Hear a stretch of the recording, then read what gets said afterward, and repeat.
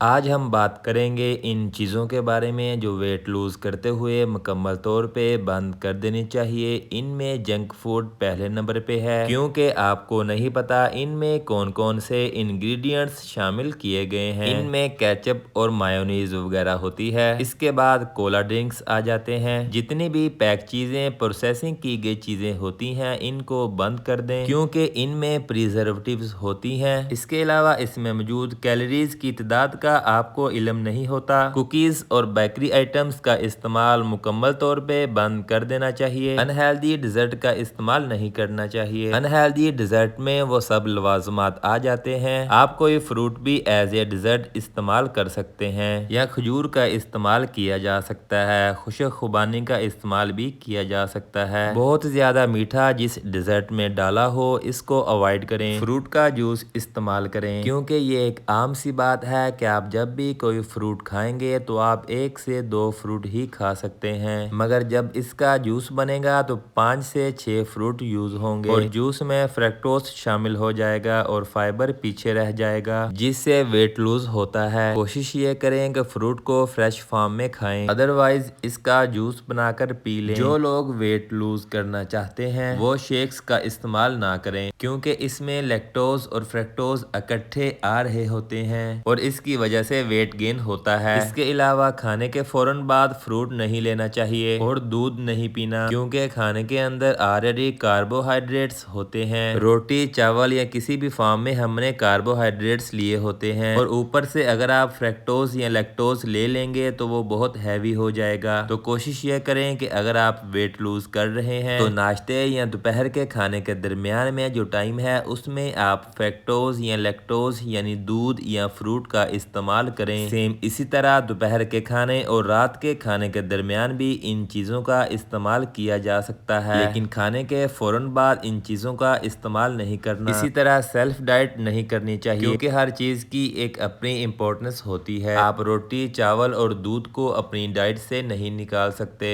کیونکہ جب آپ ان چیزوں کو استعمال نہیں کرتے تو آپ کی باڈی میں ڈیفیشنسی ہو جاتی ہے، اور اس طرح ہیلتھ کمپرومائز ہوتی ہے، اور ڈیفیشنسی کی وجہ سے دوبارہ ویٹ گین ہو سکتا ہے۔ امید کرتا ہوں آج آپ نے کچھ نیا سیکھا ہوگا۔ اس طرح کی مزید ہیلتھ ریلیٹڈ ویڈیوز کو دیکھنے کے لیے میرے چینل کو سبسکرائب کریں، اور اگر آپ کی کوئی بھی سجیشن ہو تو کمنٹ سیکشن میں ٹائپ کریں۔ شکریہ۔